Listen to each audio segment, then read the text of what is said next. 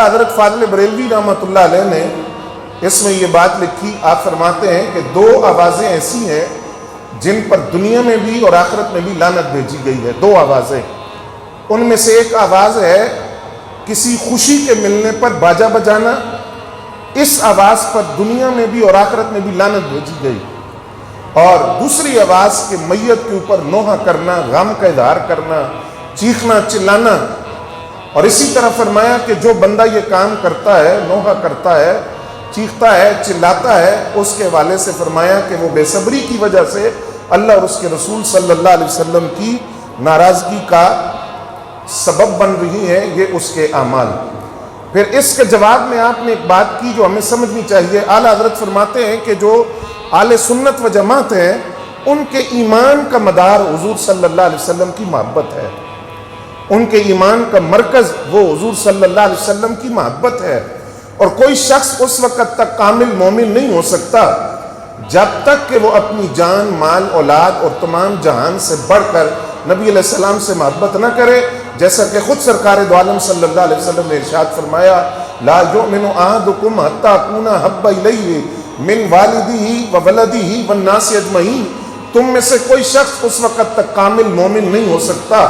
جب تک کہ وہ اپنے ماں باپ سے، اولاد سے، سب سے بڑھ کر محبت نہ کرے۔ تو اعلیٰ حضرت فرماتے ہیں کہ جب کسی سے محبت کی جاتی ہے تو محبوب سے نسبت رکھنے والی ہر چیز سے محبت کی جاتی ہے، یہاں تک کہ وہ کتا جو محبوب کی گلیوں میں پھرتا ہے اس کے ساتھ بھی محبت کی جاتی ہے۔ تو اعلیٰ حضرت فرماتے ہیں کہ ہم نے جن کو اپنا محبوب بنایا ہے ان کو تو اللہ تعالیٰ نے اخلاق حمیدہ اور ایسے کمال کے اوصاف عطا کیے کہ جن میں عیب نہیں ہے، وہ عیوب سے، نقائص سے منزہ ہیں، بالکل پاک ہیں۔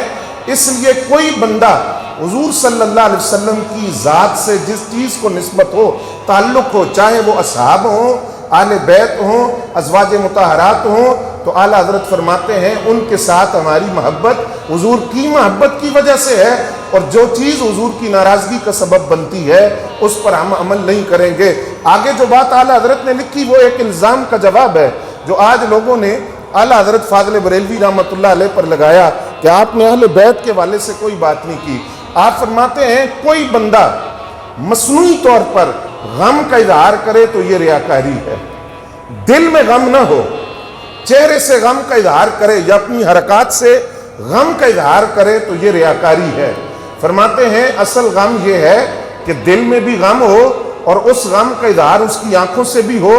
دل سے بھی ہو، دل بھی مغموم ہو، آنکھیں بھی پرنم ہو، تو یہ غم ہے۔ اور فرماتے ہیں یہ غم کیوں نہ ہو کہ میدان کربلا میں جو شہید ہوئے وہ نبی علیہ السلام کے وہ نواسے تھے جن کے لیے سرکار دو عالم صلی اللہ علیہ وسلم نے ارشاد فرمایا کہ حسین مجھ سے ہے، میں حسین سے ہوں، اور اللہ رب العزت اس سے محبت کرتا ہے جو حسین سے محبت کرتا ہے، اور حسین نسل مصطفیٰ کی اصل ہے۔ تو اعلیٰ حضرت فرماتے ہیں کوئی بندہ جس کو کربلا کا غم نہیں ہے تو اس کو اس بات پر غم کرنا چاہیے کہ اس کو کربلا کا غم کیوں نہیں ہے، اس کو لاپرواہ نہیں ہونا چاہیے۔ اگر اس کو کربلا کا غم نہیں ہے تو یہ اس کے ایمان کے ناقص ہونے کی نشانی ہے اور محبت کے ناقص ہونے کی نشانی ہے۔ لیکن کوئی بندہ اس کو دل میں غم نہ ہو، وہ اپنی حرکات سے غم کا اظہار کرے، تو اعلیٰ حضرت فرماتے ہیں یہ سوائے ریاکاری کے کچھ بھی نہیں ہے، یہ دکھلاوا ہے۔ اگر اس کو اصل غم ہے تو غم کا اظہار آنکھوں سے آنسوؤں کی صورت میں ہوگا، دل بھی غم میں ڈوبا ہوا ہوگا،